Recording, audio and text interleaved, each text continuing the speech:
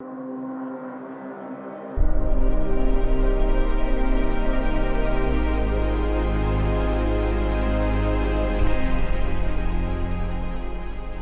bien bonjour à tous et bienvenue sur ma chaîne Pixel et Vecteur. Aujourd'hui on va parler de Photoshop et on va parler en fait de... J'ai eu plusieurs personnes qui m'ont demandé de leur expliquer comment on faisait cette palette là. Vous voyez, en fait j'ai une palette avec des actions que j'ai créées et que j'ai mis en mode bouton avec des séparateurs pour un peu savoir à quoi m'en tenir. Donc par exemple, pour vous donner un ordre d'idée, je peux par exemple aller lui dire que j'aimerais bien appliquer un filtre caméra raw, vous voyez que ça sera dans la partie filtre. Et quand je vais cliquer sur filtre caméra raw, ça va pas se contenter en fait de m'envoyer dans la rubrique caméra raw, ça va aussi me convertir automatiquement en objet dynamique. Voilà, ça fait deux choses en même temps. Donc ça, c'est quelque chose que j'apprécie beaucoup. C'est-à-dire le fait que je n'ai pas à faire deux opérations, hop, les deux opérations sont en même temps. C'est le propre des actions. Donc une action, ça veut dire qu'il faut que j'aille prendre une image. Donc je vais jeter ce calque-là, on va rester sur ce premier calque-là.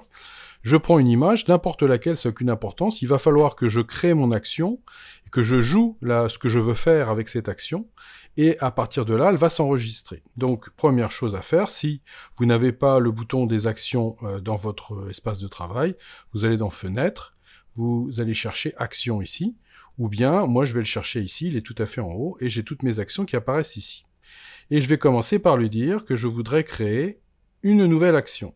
Je clique sur le bouton Nouvelle action, et je vais faire un calque de vérification. Je vous expliquerai dans une autre vidéo à quoi ça sert. Alors je vais l'appeler vérification, ou en fait je ne vais pas l'appeler vérification, je vais directement l'appeler de l'objet qui va être donc une courbe. Voilà, je vais faire une courbe particulière qui va me permettre de pouvoir faire des vérifications sur mes images. Du moment que j'ai le nom, ça va se mettre dans un ensemble qui s'appelle Daniel. Je ne vais pas mettre de touche particulière, parce que justement l'idée d'avoir des boutons et des actions, c'est de ne pas avoir à retenir des raccourcis clavier.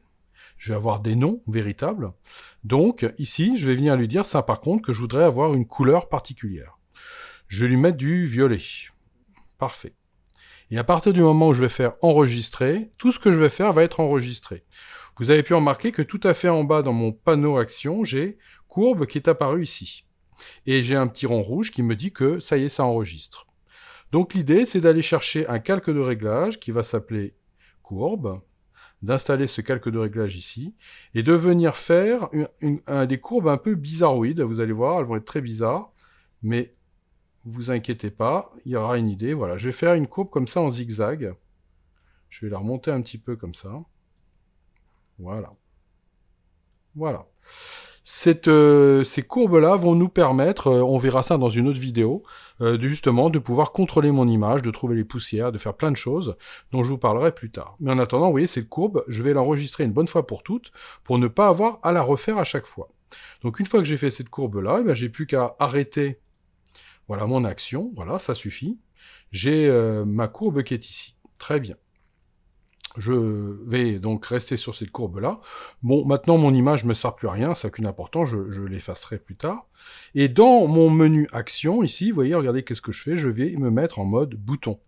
Et quand je vais me mettre en mode bouton, vous voyez, je vais avoir des boutons avec des couleurs. Très bien, et vous voyez qu'on voit bien apparaître ma courbe qui est en violet. Très bien. Le truc, c'est que je vais en fait en créer plusieurs de courbes, de calques de vérification. Donc en fait, ce que j'aimerais bien, c'est venir mettre un calque de vérification, par exemple, plutôt en haut, par ici. Alors, je vais de nouveau enlever le mode bouton. Et vous voyez, la courbe qui est ici, je vais la sélectionner, je vais l'emmener jusqu'à ce que j'arrive à juste avant interface. Voilà. Et puis, je vais venir créer une autre action, nouvelle action. Alors, je vais mettre 4, voilà, petits tirets, un espace, et puis en majuscule, calque de vérification. Voilà, un espace, et de nouveau 4 petits tirets. Voilà. Et là où ça va être super important, c'est qu'en matière de couleur, je vais mettre 100 couleurs. Et j'enregistre aussi. Voilà, à partir de là, eh bien, je vais venir de nouveau me mettre ici. Pardon, excusez-moi, j'annule, j'arrête. Hein, et cet élément-là, je vais venir le positionner au-dessus de courbe. Voilà.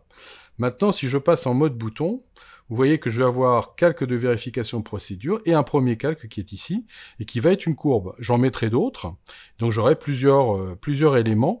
Il y en aura un pour la saturation, il y en aura un, je vous en reparlerai bientôt, et j'en aurai 3-4 comme ça qui me permettra très rapidement de pouvoir accéder à des vérifications. Ça veut dire que maintenant, si je prends cette image-là, je clique sur courbe et instantanément, j'ai le calque de vérification qui apparaît et ma courbe qui vient là et je vais pouvoir travailler à l'intérieur.